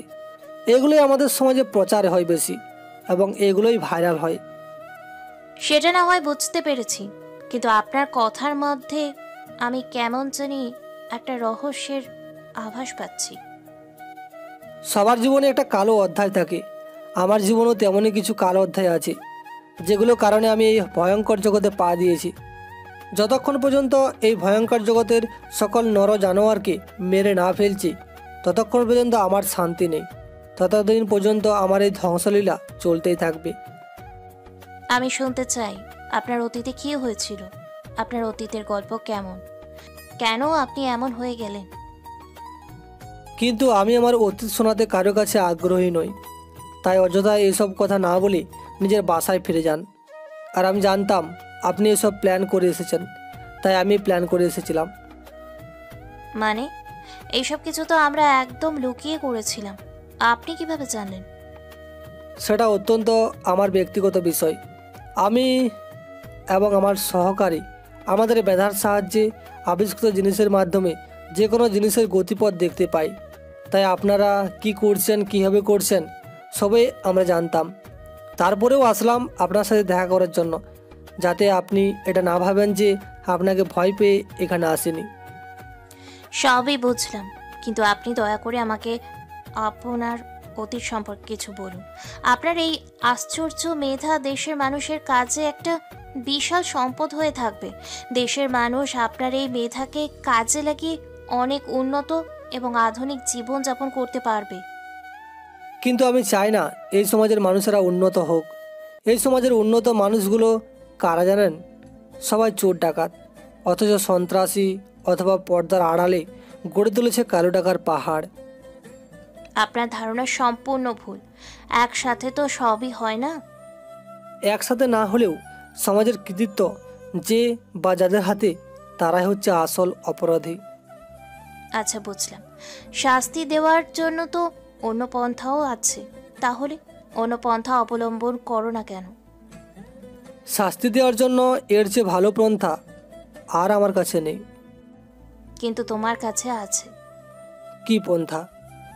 তুমি যদি চাও তাহলে আমি আমার গ্রুপে তোমাকে নিতে পারি। এতে করে তুমি সরকারের হয়ে দরিদ্র জাতি গোষ্ঠীর সেবা করতে পারবে। এছাড়াও দক্ষ নাগরিক হিসেবে সরকারের দায়িত্ব পালন করবে। তেমনইভাবে তুমি অন্যায় অপরাধ করতে পারবে। এটা তো খুব ভালো কথা, বাট আমি কি পাবো এখানে চান্স? এটার জন্য আমি আছি, আপনি শুধু বলেন আপনি রাজি কিনা। রাজি হলে আমি কথা বলবো। আচ্ছা ঠিক আছে, তাহলে আমি আপনার সাথে কাজ করতে রাজি, কিন্তু আমার একটা অপরাধ হয়ে গেছে। কি অপরাধ? আমি একজন যাবজ্জীবন কারাদণ্ডপ্রাপ্ত আসামিকে জেল থেকে চুরি করে নিয়ে এসেছি। ও মাই গড, আপনি তো অনেক বড় অন্যায় করে ফেলেছেন। সেটার জন্যই তো আপনার হেল্প চাচ্ছি। আপনি আমাদেরকে এই বিষয়ে হেল্প করেন, আমরাও আপনাকে হেল্প করব। কিন্তু ওই আসামি এখন কোথায়? ইমন, আর আড়ালে থাকতে হবে না, বেরিয়ে আয়। তখন ইমন বেরিয়ে এসে আমাদের সামনে দাঁড়ালো। আমি ইমনকে দেখিয়ে বললাম, আপনি হয়তো শুনে থাকবেন, আজ থেকে প্রায় 6 বছর আগে একটা ছেলে 3-4টা ব্যাংক ঘরে বসে হ্যাক করে নিয়েছিল। তার নাম ছিল ইমন। এই সেই ইমন। আপনাদের তো দারুণ মেধা। আপনারা চাইলে সমাজে বড় কিছু একটা অবদান রাখতে পারবেন। আপনারা কেন অপরাধের পথ বেছে নিলেন? ইমন তখন কিছুটা ভয় পেয়েছিল, কিন্তু এই কথা শোনার পর তার রাগ উঠে গেল। এগিয়ে অঙ্কিতের কাছে গিয়ে বলল, আমাদের সবারই অপরাধের পেছনে আসার কারণ হচ্ছে সমাজের কিছু নিকৃষ্ট মানুষ আর আপনাদের মতো কিছু আইনের লোকজন। আমি তোমার কথার কিছুই বুঝতে পারছি না, আমাকে একটু খুলে বলবা প্লিজ? আমি যখন খুব ছোট্ট তখন আমার বাবা ব্যাংকে অনেক টাকা রেখেছিল, কিন্তু ব্যাংকের লোকেরা সে টাকা আত্মসাৎ করে পালিয়ে যায়। বাবা অনেক কষ্ট করে টাকাগুলো জমিয়েছিল। আমাদের শেষ সম্বলটুকু হারিয়ে যখন বাবা গিয়ে আইনের আশ্রয় নিয়ে, তখন পুলিশের লোকেরা তাকে কোনো হেল্প করতে পারেনি, তাকে দূর দূর করে তাড়িয়ে দিয়েছে। তাই সেই কষ্টে বাবা আত্মহত্যা করে। সেই দিন থেকে আমি ঠিক করে নিয়েছিলাম, যে করেই হোক ওই ব্যাংকের হ্যাকিং সিস্টেম শিখব এবং যতগুলো ব্যাংক আছে সবগুলো ডাকাতি করব। তোমারটা না হয় বুঝলাম, কিন্তু তোমার স্যারেরটা কি হবে? আমারটা তো বহুত ছোট্ট, কিন্তু আমার আদি ভাইয়ারটা আরও ভয়ঙ্কর। কি হয়েছিল এক্সপ্লেইন করো আমাকে। এসব আমি বলতে পারবো না, ভাইকে বলুন। ভাই যদি বলতে চায় তাহলে বলবে। কি হলো, আপনি কি এখনো বলবেন না আপনার সাথে কি হয়েছিল? এখনো তো আপনি আর কোনো অপরাধী নন, আপনি একজন অফিসার। আমার বাবার একটা জমি ছিল। সেই জমি নেওয়ার জন্য একজন ব্যবসায়ী অনেক দিন ধরে বাহানা করছিল, কিন্তু আমার বাবা দিতে রাজি হননি। সেই জন্য সেই ব্যবসায়ী তার অ্যাসিস্ট্যান্টকে খুন করে। আমি ওই ব্যবসায়ীর অ্যাসিস্ট্যান্টকে অনেক দিন হুমকি দিয়েছিলাম। সেই জন্য পুলিশ আমাকে সন্দেহ করে, আর সেই সুযোগে আমার আব্বুর কাছে এসে আমাকে জিম্মি করে সেই জমি লিখিয়ে নিয়ে এরপর আমার বাবা মাকে গুলি করে মারে, আমাকে বন্দি করে রাখে জেলে। এরপর 6 মাস পর যখন আমি ছাড়া পাই, তখন গিয়ে দেখি আমার সেই জায়গায় একটা বাগানে পরিণত করেছে। আমার বাড়ি পর্যন্ত তারা আত্মসাৎ করে নিয়েছে। তাই তাদেরকে শাস্তি দিতেই আমি এই পথ বেছে নিয়েছি। আচ্ছা, আপনাদের দুজনের বিষয় বুঝলাম। এখন কালকে থেকে কাজ শুরু করব। কালকে আমাদের একটা ইনভেস্টিগেশন আছে একটা গ্রামে, সেখানে। আমি জানি কোথায় ইনভেস্টিগেশন। যেখানে ইনভেস্টিগেশন করতে যাবেন সেখানে আমার বাড়ি, আর যে খুন হয়েছে সেই ছিল এই এলাকার চেয়ারম্যান। আমি যখন ওখানে ছিলাম, যে খুন করেছে সে হচ্ছে রিয়াজ চৌধুরী, যে আমার বাবাকে খুন করেছিল। ওরে বাবা রে, তোমরা এত কিছু জানলে কিভাবে? এটাই আমাদের যোগ্যতা। ঠিক আছে, তোমরা কাল থেকেই কাজ শুরু করো। কালকে সকালে আমার নাম্বারে কল করবে। আমি তোমাদের অফিসের ঠিকানাটা দিয়ে দিব, অফিসে চলে আসবে। এরপর থেকে তোমাদের প্রফেশনালি এনএসআই অফিসার হিসেবে নিয়োগ দেওয়া হবে। ঠিক আছে, কিন্তু ইমনের বিষয়টা আপনি দেখবেন যাতে ও ঠিকমতো চলাফেরা করতে পারে। এটা নিয়ে তোমরা ভাবতে হবে না, আমি এই বিষয় নিয়ে কথা বলবো। ও এত টাকা নিয়ে কি করলো? আমার সব টাকাই আমার কাছে, আমাদের জায়গা রয়েছে, তাই তা নিয়ে কোনো চিন্তা করতে হবে না। যতদিন আমরা শাস্তি দিতে পারবো না, তবে টাকা দিব না। যেদিন সবাইকে শাস্তি দিতে পারবো সেদিন সব টাকা আমরা দিয়ে দেব। আচ্ছা ঠিক আছে, কালকে তাহলে দেখা হচ্ছে। ওকে, আর আপনার অফিসারদের আপনি নিয়ে যান, আর ওদেরকে বলে দিবেন ওরা এখনও এত ট্যালেন্টেড হয়নি। ইমন আর রাজের মোকাবেলা করবে। আমরা যতদিন একসাথে আছি বিশ্বাস করি কোনো অফিসার আমাদেরকে ধরতে পারবে না। তা আমি বুঝতে পেরেছি। হারে হারে, আমার হাতে তো এখনো ব্যথা রয়েছে। আমি কিছুটা হেসে ইমনকে নিয়ে চলে আসলাম। এসে কালকের জন্য প্রস্তুতি নিতে লাগলাম। তখন ইমন বলল, ভাই, আমরা ওনার কথায় রাজি হয়ে গেলাম। যদি পরে কোনো বিপদ হয়। ইমন, তুমি হয়তো জানো না ওই খুনটা কে করেছে। আমি সব কিছু আগেই ম্যানেজ করে নিয়েছিলাম। আমি জানতাম ওখানে খুন হবে, তাই এখানে এসেছি যাতে আমাদের এই ট্যালেন্ট দেখে ওনারা আমাদেরকে সাথে নিয়ে যায়। সত্যি বলছি ভাই, আপনার মাথায় তো আসলেই অনেক বুদ্ধি। আপনার মাথায় বুদ্ধি থাকলে তোমার মাথায় আমার থেকে বেশি আছে। আমার বুদ্ধির মূল্য শক্তি কি জানো? কি ভাই? আমার বুদ্ধির মেন শক্তি হচ্ছে তুমি। তোমার ট্যালেন্টের সাথে আমার বুদ্ধির মিশ্রণ হলে আমাদের কেউ আটকাতে পারবে না। তাই কালকের জন্য প্রস্তুত হও। জানের পরিবর্তে জান নিতে হবে, খুনের বদলা খুন করতে হবে। আপনি কোনো চিন্তা করবেন না ভাই, জীবন দিয়ে দেব, কিন্তু তাদের আমি শেষ করে তারপর নিস্তার দেব। এরপর আমরা দুজনে গিয়ে ঘুমিয়ে নিলাম। পরের দিন সকালবেলা আমরা হয়ে গেলাম এনএসআই অফিসার। আমি হয়ে গেলাম অ্যাসিস্ট্যান্ট, আর প্রধান আমাদের অঙ্কিতা ম্যাডাম। গাড়িতে করে যাচ্ছি। অনেকদিন পর নিজের গ্রামের পরিবেশ অনেক ভালো লাগছিল। সাথে গ্রামের অদ্ভুত দৃশ্য মনকে বিমোহিত করছিল। পুরনো স্মৃতিগুলো মনে হতেই চোখ দিয়ে জল গড়িয়ে পড়ল। এ কি, আপনি কান্না করছেন কেন? কই, আমি কান্না করছি না তো। কি হয়েছে আমাকে বলুন। কিছু না ম্যাডাম, অনেকদিন পর এসব দেখে নিজের ছোটবেলার কথা অনেক মনে পড়ছে। তাকে এভাবে কতটা নিষ্পাপ লাগে, কতটা আকর্ষণীয় লাগে, সেটা কি সে বোঝে না? আমি যে তার প্রেমে পড়েই প্রতি মুহূর্তে। ম্যাডাম, কি এত ভাবছেন? কিছু না, এমনি। একটু পর আমরা পৌঁছে গেলাম সেখানে। তখন এমপি নির্বাচন ছিল। এলাকার গত যে চেয়ারম্যান ছিলেন সে চাইছিলেন এমপি হতে, কিন্তু রিয়াজ চৌধুরীও চাইছিল এমপি হতে। তাই তার পথের বাধা সরাতে চেয়ারম্যানকে খুন করেছে। এখন রিয়াজ চৌধুরীর উপর কড়া নজর রাখতে হবে। যা করার খুব সাবধানে করতে হবে, কেউ যেন বুঝতে না পারে আমরা ডিটেকটিভ। স্যার, আমি এক কাজ করি, ওদের ওখানে ছদ্মবেশে চলে যাই। এরপর সব কিছুর খবর দিতে থাকবো। যখনই সুযোগ পাবো আপনাকে জানিয়ে দেব। এতে তোমার প্রাণের ঝুঁকি আছে, যে করে হোক ওরা তোমার ক্ষতি করবে। আপনি কোনো চিন্তা করবেন না, আমি সাবধানে সব কাজ করব। আপনারা শুধু আমাকে অর্ডার করুন। তোমাকে আমরা ইচ্ছে করে তো বিপদের মুখে ফেলে দিতে পারি না। আমার কিছুই হবে না, আপনারা অযথা চিন্তা করবেন না। আচ্ছা ঠিক আছে, যাও, আর সাবধানে থাকবে। এরপর ইমন চলে গেল, আর আমি আর অঙ্কিতা ম্যাডাম একটা হোটেলে উঠলাম। রাতের বেলা হোটেলের ছাদে দাঁড়িয়ে আছি। ভয়ঙ্কর অমাবস্যার রাত, চারিদিকে ঘুটঘুটে অন্ধকার, মাঝখানে আমি এক অভাগা দাঁড়িয়ে আছি। খুব মনে পড়ছে বাবা মাকে।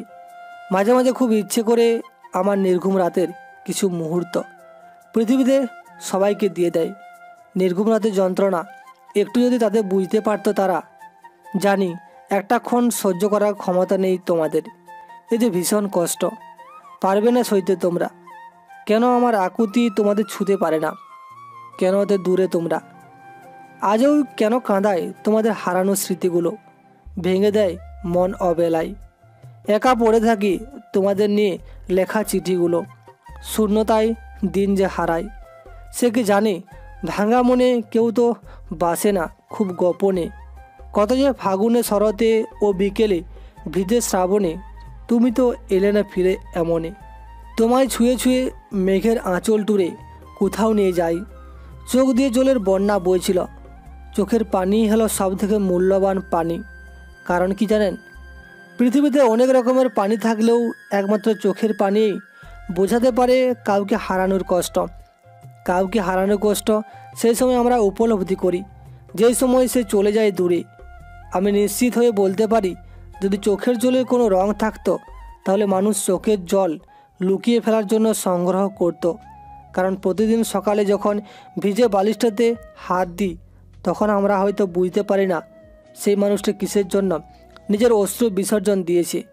নয়তো বা জানতেই পারি না তার মিথ্যা হাসির আড়ালে ঝরে পড়া চোখের অশ্রু। হয়তো এর জন্যই চোখের জলে কোনো রং নেই, এই জলের কোনো আকৃতি নেই। ওদিকে পরের দিন পার্টির আয়োজন করেছে রিয়াজ চৌধুরী। সেই পার্টিতে মাদকের মেলা বসবে, তবে সেটা অত্যন্ত সিক্রেট এবং মাস্কাট পার্টি। ওই পার্টিতে ঢোকা প্রায় অসম্ভব, কিন্তু আমাকে যেভাবেই হোক এই জায়গায় ঢুকতে হবে, না হলে আমি কিছুতেই ওদের শাস্তি দিতে পারবো না। তাই আমরা ইমনকে কাজে লাগিয়ে দিলাম। ইমন নিজের প্রাণপণ চেষ্টা করছে এর পাসওয়ার্ড বের করার জন্য, কিন্তু কিছুতেই পারছিল না।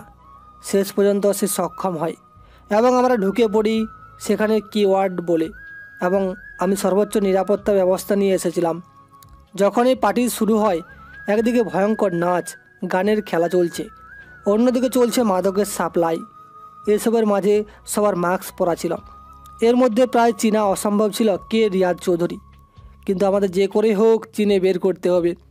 আমি, অঙ্কিতা আর ইমন খুঁজে বেড়াচ্ছি চারিদিক। তখনই রিয়াজ চৌধুরী এসে অঙ্কিতার হাতটা ধরল, কিছুটা মাতালের মতো বলল, হাই বেবি, তুমি এখানে কি করে চলে আমার সাথে? আমরা এখন প্রেম প্রেম খেলবো। হেই অসভ্য, কি বলছিস? বাঁচাও আমাকে প্লিজ। বাবু, তুমি কি পার্টির নিয়ম জানো না? কণ্ঠ শুনেই আমি চিনতে পেরে গেলাম এটাই রিয়াজ চৌধুরী। তাই তাকে একটা লাথি দিলাম। সঙ্গে সঙ্গে অনেকগুলো লোক এসে আমাদেরকে ঘিরে ধরল।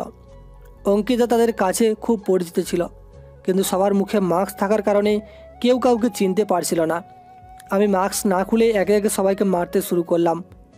ওদিকে একজনের পর একজন আসছে মারার জন্য, কিন্তু কেউই মারতে পারছে না, কারণ আমাকে মারার আগে ইমন এসে তাদেরকে কারেন্টের একটা তার দিয়ে শক দিচ্ছিল। সবাই ছিটকে দূরে গিয়ে পড়ছিল। এর মধ্যে একজন এসে অঙ্কিতার মাস্কটা হঠাৎ করে খুলে ফেলল। তাকে চিনে ফেলল কয়েকজন। আমি মারামারির মধ্যে সেটা খেয়াল করিনি। তখন একজন অঙ্কিতাকে উদ্দেশ্য করে গুলি এসে সোজা অঙ্কিতার পায়ে লাগে। অঙ্কিতা চিৎকার করে উঠে। আমি পিছন দিকে তাকিয়ে দেখি তার পা দিয়ে রক্ত বের হচ্ছে। আমি গুলি করা লোকটার দিকে গলা চেপে ধরি এবং কারেন্টের তার দিয়ে তার গলা দিয়ে ঢুকিয়ে দিই। লোকটা শক খেয়ে সঙ্গে সঙ্গে মারা যায়। এরপরে একে একে সবাইকে মেরে শুধু আমি আর ইমন, রিয়াদ বাকি রইলাম। রিয়াদ তখন আমার কাছে এসে হাত জোড় করে বলল, কে ভাই তুমি? প্লিজ আমাকে ছেড়ে দাও। আমি আর কোনোদিন এসব করব না। কাউকে মাদক দিব না, কারোর সাথে অন্যায় করব না, কাউকে মারবো না। তুমি প্লিজ আমাকে ছেড়ে দাও। কুত্তার বাচ্চা, তোকে ছেড়ে দেব? তুই কি কাউকে ছেড়ে দিয়েছিলি? নির্বিচারে হত্যা করে গিয়েছিস নিষ্পাপ মানুষগুলোকে। তুমি কে? আর এইভাবে কেন আমার সাথে এরকম করছো? আমি তোমার সাথে কিছুই করিনি। প্লিজ আমাকে ছেড়ে দাও। আমি কথা দিচ্ছি আর কোনোদিন মদ খাবো না, কোনোদিন মাদকের ব্যবসাও করব না। আমি তখন নিজের মাস্কটা খুললাম। আমাকে দেখে রিয়াদ তো প্রায় আকাশ থেকে পড়ছিল, চিৎকার করে উঠল, মিন্টু, তুই কিভাবে এখানে আসলি? আর তোকে ঢুকতে দিল কে? আমি আর মিন্টু নই। আগের আকাশ অনেক আগেই মারা গেছে। আমি এখন রাজ, ভয়ঙ্কর রাজ, যে শুধু ধ্বংস করে দিতে জানে। তোকে ওখানে আমরা ধ্বংস করে দেব। মনে করতে থাক কীভাবে তুই আমার বাবা মাকে হত্যা করে ফেলেছিলি, কীভাবে তুই আমাকে ফাঁসিয়ে জেলে ঢুকিয়ে দিয়েছিলি। সব কিছু একে একে মনে করতে থাক, কারণ তোর হাতে সময় খুব অল্প। কিছুক্ষণ পরেই তোর লাশ দেখার জন্য মানুষ চলে আসবে। প্লিজ ভাই আমাকে ছেড়ে দে। আমি তোদের সাথে অনেক অন্যায় করেছি। আমি কথা দিচ্ছি আমি এর চেয়ে 100 গুণ বেশি জমি তোকে দিয়ে দেব। তবু আমাকে ছেড়ে দে। আমার সাথে এরকম করিস না। আমাকে তুই লোভ দেখাচ্ছিস? আরে তুই তো পারবি জমি ফিরিয়ে দিতে, কিন্তু তোকে আমি বলেছি এখন আমি এর চেয়েও 1000 গুণ বেশি জমি কিনতে পারবো। কিন্তু তুই কি পারবি আমার বাবা আমার মাকে ফিরিয়ে দিতে? যাদেরকে তুই মেরে ফেলেছিস তাদের কি পারবি তুই ফিরিয়ে দিতে পারবি? বল না।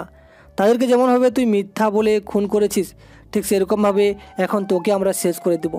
প্রস্তুত হয়ে নে নিজের শেষ সময়ের জন্য। রিয়াজ চৌধুরী চিৎকার করছিল, আর আমি আর ইমন তাকে ধরে নিয়ে গিয়ে একটা চেয়ারে বসিয়ে দিলাম। আর সেই চেয়ারটা ছিল লোহার তৈরি। লোহার সাথে কারেন্টের শক দিতেই রিয়াদ বারবার চিৎকার করে উঠছিল, আর আমি একের পর এক শক দিয়েই যাচ্ছিলাম। একবার দিচ্ছি আবার সরিয়ে নিচ্ছি। এইভাবে প্রতিশোধের খেলায় মেতে উঠলাম। রিয়াদের আর্তনাদে পুরো রুম কম্পিত হচ্ছিল। পুরো পার্টি সেন্টারে শুধু মানুষের লাশ পড়েছিল। আমি প্রায় ভুলেই গিয়েছিলাম অঙ্কিতের কথা। প্রতিশোধের আগুন আমার গায়ে এমনভাবে জ্বলছিল, আমি চারিপাশের পরিস্থিতি ভুলে গিয়েছিলাম। এরপর ইমন আমাকে বলল, স্যার ওকে শেষ করে দিন। ম্যাডামের অবস্থা খুব খারাপ। ম্যাডামের পায়ে গুলি লেগেছে। ম্যাডামকে নিয়ে হসপিটালে যেতে হবে। তখন আমার মনে পড়ল অঙ্কিতের কথা। যখন মনে পড়ল দৌড়ে গিয়ে তাকে কোলে তুলে নিলাম। অঙ্কিতা রক্তক্ষরণের কারণে বেহুশ হয়ে গিয়েছে। আমি তার মায়াবী মুখের দিকে তাকিয়ে কান্না করে দিলাম, কারণ মুখটা কালো হয়ে গিয়েছিল। রক্ত পড়তে পড়তে ইমনকে বলে আসলাম ওর ব্যবস্থা করতে। ইমন রিয়াদকে শক দিতে শুরু করল। এক পর্যায়ে রিয়াদ শেষ নিঃশ্বাস ত্যাগ করল, আর আমি তাড়াতাড়ি করে অঙ্কিতাকে নিয়ে হাসপাতালে চলে আসলাম। পায়ে অনেক বড় ক্ষত হয়ে গেছে, যার ফলে অনেক রক্তক্ষরণ হয়েছে। ডাক্তারের কাছে এসে তাড়াতাড়ি তাকে ভর্তি করে দিলাম। ডাক্তার অঙ্কিতার পায়ের অপারেশন করছে। একটু পর বেরিয়ে এসে আমাকে বলল, আপনি পেশেন্টের কি হন? আমি ওনার অ্যাসিস্ট্যান্ট। বলুন। পেশেন্টের অবস্থা তেমন ভালো নয়। পায়ের থেকে অনেক রক্ত বেরিয়ে গেছে, যার ফলে ওনার রক্তশূন্যতা দেখা দিয়েছে। ওনার জন্য তাড়াতাড়ি বি পজিটিভ রক্তের ব্যবস্থা করুন। আমার তো মনে হয় রক্তের গ্রুপ বি পজিটিভ। আপনাকে যে করে হোক বাঁচাতে হবে অঙ্কিতাকে, কারণ আমি অঙ্কিতাকে ভালোবাসি। অঙ্কিতার প্রতিটা কর্মকাণ্ড আমাকে মুগ্ধ করে। তাই তাড়াতাড়ি করে ডাক্তারকে বললাম, ডাক্তার আমার রক্তের গ্রুপ বি পজিটিভ। আপনি আমার কাছ থেকে রক্ত নিন। কোথায় গিয়ে রক্ত দিতে হবে বলুন, তাড়াতাড়ি বলুন। ওনাকে যে করে হোক বাঁচাতে হবে। ঠিক আছে, তাইলে চলুন আমার সাথে। আমার হাতে একটা স্যালাইন লাগানো হলো। হাত থেকে রক্ত যাচ্ছে অঙ্কিতার দেহে। অনেক বেশি রক্তক্ষরণ হওয়ার কারণে ব্যাগে ভরে যে আবার তার হাতে সাপ্লাই করবে এই সময়টুকু ছিল না। তাই ডাক্তার সরাসরি 2টা লাইন দিয়ে দিয়েছে দুইজনের হাতে। আমার কাছ থেকে রক্ত সাপ্লাই হচ্ছিল তার হাতে। আমি শুধু কান্না করে তার মুখের দিকে তাকিয়েছিলাম। অসম্ভব মায়াবী চেহারাটা কেমন জানি ফ্যাকাশে হয়ে গেছে কিছুক্ষণের মধ্যেই। এরপর রক্ত দিয়ে এসে বাইরে দেখলাম ইমনও এসে গেছে। ইমন আমার পাশে বসলো। এরপর বলল, ভাই একটা কথা জিজ্ঞাসা করি, বলেন, সত্যি বলবেন? হ্যাঁ বল, তোমাকে কি কখনো মিথ্যা বলেছি? ভাই, আপনি মনে হয় ম্যাডামকে ভালোবাসেন। এটা আমি অনেক আগে থেকে লক্ষ্য করেছি। ম্যাডামের সব ইনফরমেশন আপনি পরিচয়ের আগে থেকেই জোগাড় করে রাখছেন। সত্যি করে বলবেন। আমি তখন ইমনকে শক্ত করে জড়িয়ে ধরে কান্না করে দিলাম। হ্যাঁ, আমি ওই পাগলিটাকে ভালোবাসি। ওকে ছাড়া আমি বাঁচবো না ইমন। ও কি আর কোনোদিন সুস্থ হবে না? ভাই, কি বলেন? সাধারণ একটা গুলির কারণে কি কেউ মরে যায়? আপনি কোনো চিন্তা করবেন না। একটু পরে ম্যাডাম সুস্থ হয়ে যাবেন। আপনি তো আছেন। আপনি থাকতে ম্যাডামের কোনো ক্ষতি হতেই পারে না। সত্যি এই ইমন, তোমার তুলনা হয় না। এত ভয়ঙ্কর পরিস্থিতিতেও তুমি কি এভাবে শান্ত থাকো কি করে? আমি তো শান্ত থাকতে পারি না ভাই। এরকম বলে আমাকে লজ্জা দিবেন না। আমার এই গুণ আপনার কাছ থেকেই শেখা। আপনার ধৈর্য আমি দেখেছি। জেলখানাতে 6টা মাস কিভাবে আমার মতো একজন ছোট্ট মানুষের অত্যাচার সহ্য করে এসেছেন, কিন্তু কোনোদিন কিছু বলেননি। আপনাকে ধর্ষণ শক্তির কাছে আমি নগণ্য এক শিশু মাত্র। প্রায় 3 ঘন্টা পর ডাক্তার এসে আমাকে জানালো যে অঙ্কিতার জ্ঞান ফিরেছে। আমি তখন তাড়াতাড়ি করে রুমে গেলাম। অঙ্কিতা তাকিয়েছিল আমার দিকে কেমন জানি করে। আমি সেই তখন তার তাকানোর রহস্য বুঝতে পারছিলাম না। ম্যাডাম এখন কেমন আছেন? হ্যাঁ, ভালো আছি। তোমরা কি আমার পরিবারকে জানাওনি? ম্যাডাম, আমার তো আপনার পরিবারের কাউকে চিনি না আমরা। তাদের নাম্বারও তো আমাদের কাছে নেই। আর আপনার ফোনটা কোথায় আমরা খুঁজে পাইনি। অঙ্কিতার সাথে সাথে তখন তার পার্সটা খুঁজতে লাগলো। তার পার্সটা আমি নিয়ে এসেছিলাম ওখান থেকে, তাই পার্সটা দিয়ে দিলাম। সেখান থেকে ফোন বের করে তিনি তার বাবা মাকে কল করলেন। আমি তখন তার পাশে গিয়ে বসলাম। ম্যাডাম, আজকে যদি আপনার কিছু হয়ে যেত তাহলে আমার কি হতো? আপনাকে কতবার বলেছি নিরাপদে সাবধানে সব কাজ করতে, কিন্তু আপনি তো আমার কোনো কথাই শুনলেন না। চলে আসলেন কোনো প্রকার সেফটি ছাড়াই। দেখলেন তো আপনার পায়ে কীভাবে গুলি লাগলো। আমাকে নিয়ে এত চিন্তা করার দরকার নেই। আমি এমনিতেই সুস্থ আছি। আর কিছুদিনের মধ্যে এটা ঠিক হয়ে যাবে। আপনি আমার কোনো কথাই শুনেন না, যেটা বলে সব কিছুতেই এরকম করেন। সেই জন্য এমন অবস্থা হয়েছে। তুমি এমনভাবে ভাবছো কেন? তুমি আমার স্বামী, আমি তোমার কথা শুনি না। আর আমাকে নিয়ে তোমার এত টেনশন কিসের? তার কথার কোনো উত্তর আমার কাছে ছিল না, কিন্তু আমার খুব মনে হচ্ছিল বলে দিতে তাকে সব সত্যি কথা, কিন্তু কীভাবে বলবো কিছুই বুঝে উঠতে পারছিলাম না। আর এই অবস্থায় তাকে এই কথা বললে যদি কিছু মনে করে, কিন্তু পরেও তো সুযোগ নেই। তাই আমি চোখ বন্ধ করে বলে দিলাম, অঙ্কিতা, আমি তোমাকে ভালোবাসি অনেক আগে থেকেই। তোমার সব কার্যক্রম আমি দূর থেকে লক্ষ্য করতাম। প্রতিটা মুহূর্তে তোমার কথা চিন্তা করতাম। সেদিন সব কিছু আমি প্ল্যান করে গিয়েছিলাম যাতে তোমার সাথে আমার দেখা হয়। আর এইভাবে তুমি আমাকে এখানে নিয়ে আসো। আমি তোমাকে ছাড়া বাঁচব না।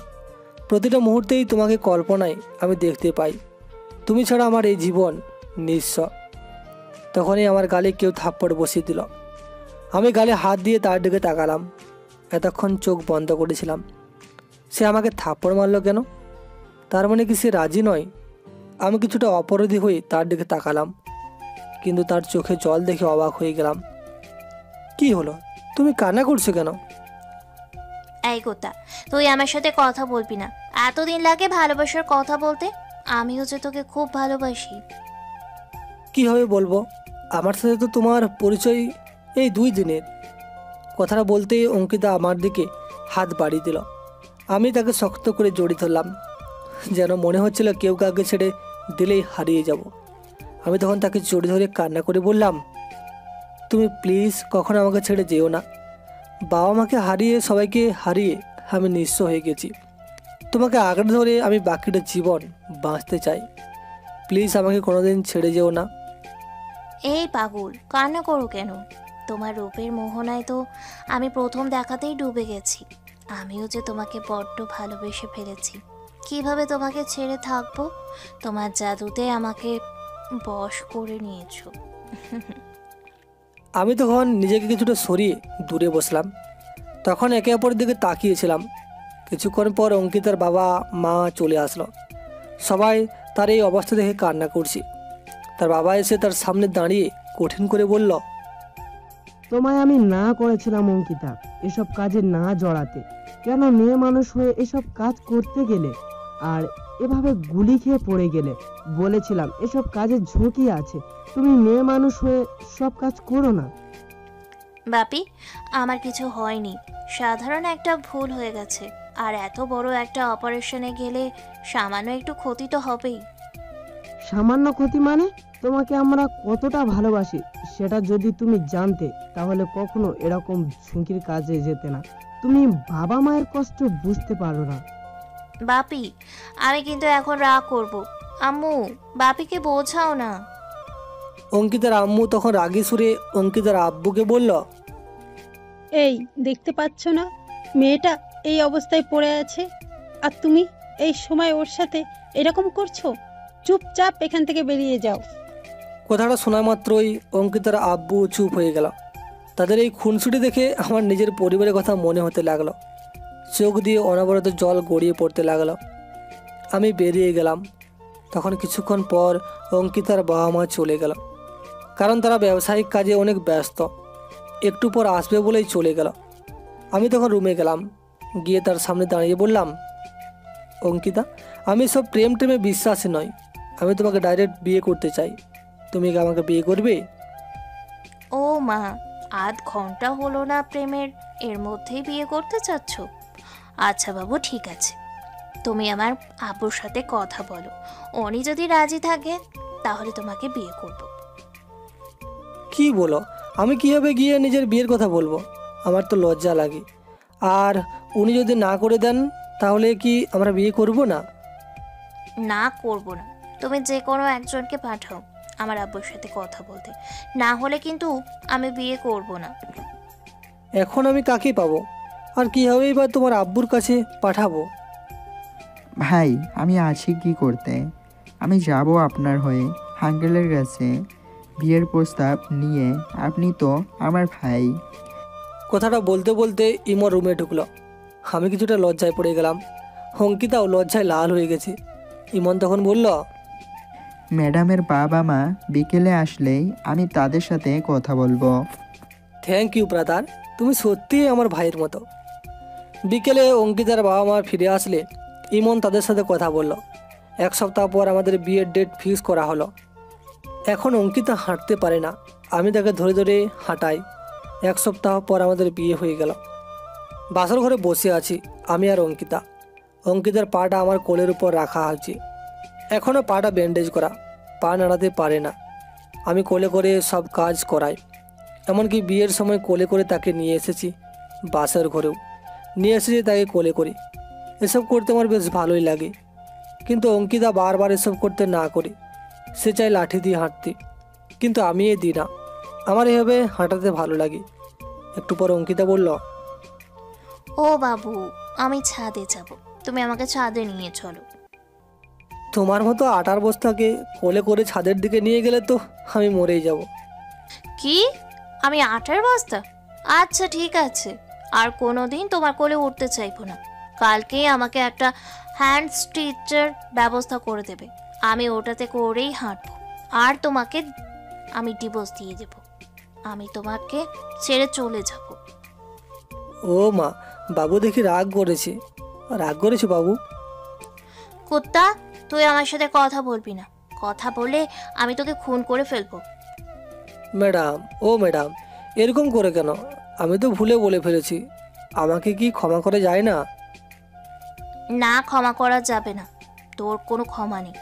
আটার বস্তা বলেছিস। বাবু, ভুল হয়েছে, কান ধরছি, আর কোনোদিন বলবো না।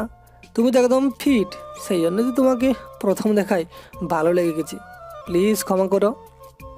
আচ্ছা ঠিক আছে, ক্ষমা করতে পারি, একটা শর্তে। কি শর্ত? আমাকে এখন 20 বার পাপ্পি দিতে হবে, এরপর ছাদে নিয়ে যেতে হবে কোলে করে। সারা রাত আমরা ছাদে কাটাবো, এরপর সকাল হলে আবার আমাকে নিয়ে আসতে হবে। আচ্ছা ঠিক আছে, তাহলে বাসরটা তো করা যাবে। না না, তাহলে হবে না। না না, তাহলে হবে না, এইসব ক্যান্সেল। এখন আমি নতুন করে একটা শর্ত ভেবে নিই। ওয়েট। নো নো, আর দেওয়া যাবে না। তুমি যখন একবার বলে ফেলছো তাহলে এটাই ফাইনাল। এই রাজ, একদম কাছে আসবে না। এটা হবে না। বলে আমি যে অঙ্কিতাকে জড়িয়ে ধরলাম, অঙ্কিতাও আমাকে জড়িয়ে ধরল। আমরা দুজন হারিয়ে গেলাম ভালোবাসার এক রাজ্যে। এভাবেই চলতে থাকুক আমাদের জীবন। পৃথিবীর সব সত্যিকারের ভালোবাসা সফল হোক। অন্যায়ের বিরুদ্ধে ন্যায়ের জয় চিরদিন পৃথিবীর বুকে থাকবে, এটাই প্রত্যাশা।